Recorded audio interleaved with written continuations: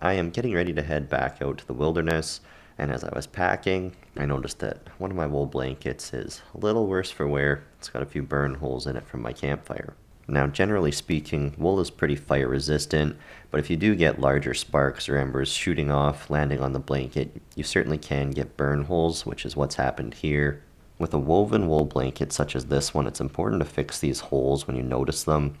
Over time and through future use, they'll just grow larger and larger as more of the material along the edge of the hole begins to unravel. These repairs can be done at home or in the field. In my pack, I always carry a small repair kit in this canvas pouch with just a few simple items such as some wool yarn, some cotton string, a little bit of extra bank line, a small block of wax, a pencil, a small file so I can maintain my saw blade. I've got a small sharpening stone for my bladed tools, this large safety pin, which I use as a blanket pin if I need to, and then in this little wooden case, I've got some needles and some fine thread. Repairing these holes is quite simple. All we need is a needle and some type of thread. Now, I like to use wool yarn. I find this works best to repair these holes. You don't want to use anything too thick or else you'll end up with a big bulge where we patch this hole, but this thin diameter wool yarn is quite suitable. This can be picked up at any craft store or any store that sells knitting materials. So all I do is feed the yarn through the eye of the needle. I don't tie it off. It pulls through this material pretty easily. I've got a few feet of yarn to work with, which might seem like a lot for these holes, but since this is a burn hole, the material is actually missing, so we need to fill it in rather than just close the hole up. If we try to just stitch this hole up, the material is actually going to crease up like that and it won't lay flat, and we don't want that. So what we're going to do is use this yarn to actually fill these holes in rather than just sewing them closed. So this is actually a really simple process to do. First, you want to determine which way you're going to be stitching. When you have a longer hole like this, I usually start from one end and then work along the length of it. This one over here is pretty much a circle, so you can really start wherever you want, but the process is the same. So to begin, on my starting side, I just go through the material from the top and then through at the bottom, come back through, and pull my thread the whole way through.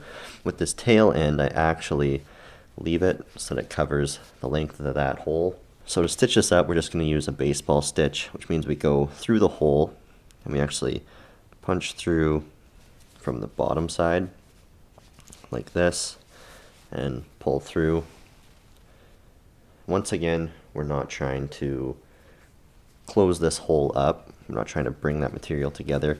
We're just trying to fill in this hole with new material, so we're not going to be pulling this tight.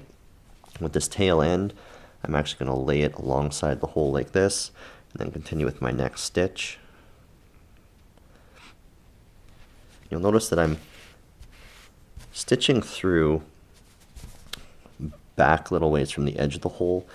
Like I was saying, this is a woven material, and if I stitch right through the edge, there's a possibility that my thread can pull out and come loose. So I want to give myself some extra material to work with.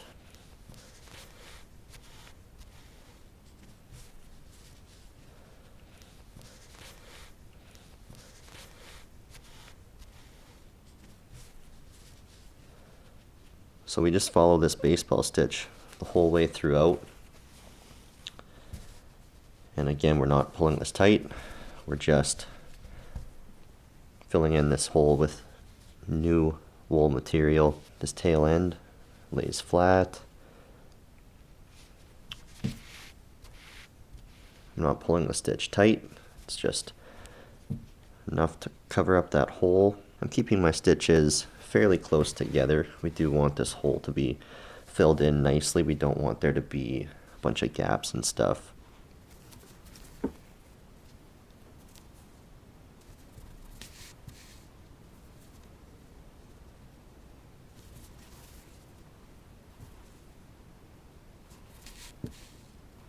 We just carry on with this baseball stitch the whole length of the hole. This tail end, we just keep stitching over the whole length as well.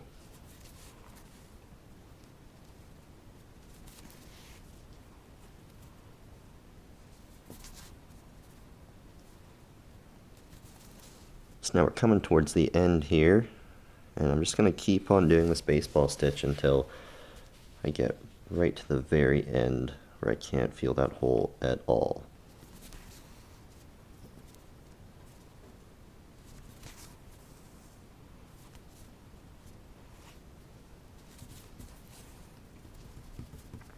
Alright, so that's probably good there.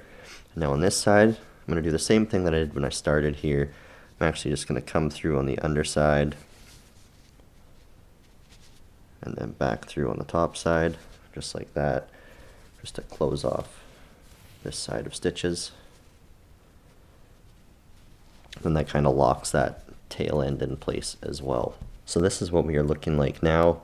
We got our baseball stitches completely finished off, the whole length of the hole.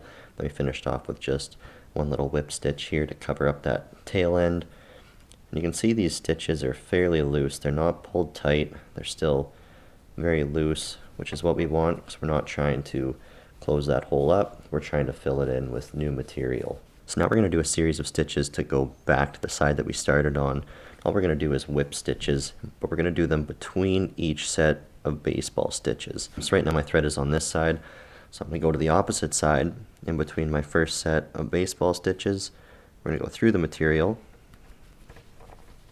and then we're going to come out between these two stitches right here. We're just going to pull that through. That's the first stitch done.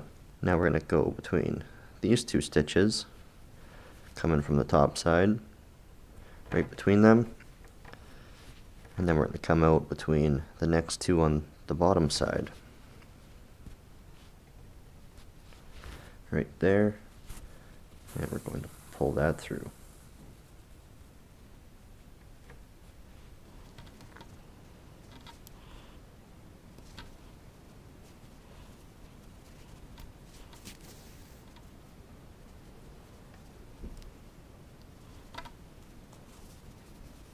So we're just going to continue on with these whip stitches the whole way back to the side that we started on. Once again, we're not pulling these tight. We're not trying to close up that hole.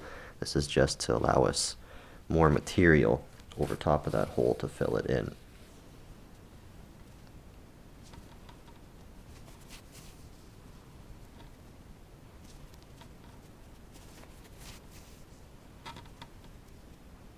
At the end here, we'll go through in between these last two sets of stitches, and then we'll come out just beside the last stitch on the bottom side there. Just like that. And we'll do the same thing over here, where we go through the top, come out the bottom side. And then with this tail end, all I do is just weave it in between all of our stitches here.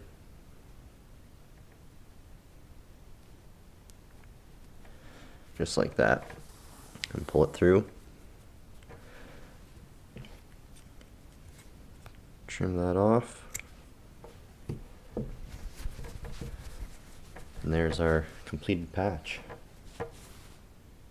So there we have it. That is how I patch holes in wool blankets. Very simple to do, certainly manageable to do in the backcountry with just a needle and some thread. Another reason just to carry some extra material, a little bit of wool yarn in your pack for doing quick repairs like this. Both sides of the patch look quite nice.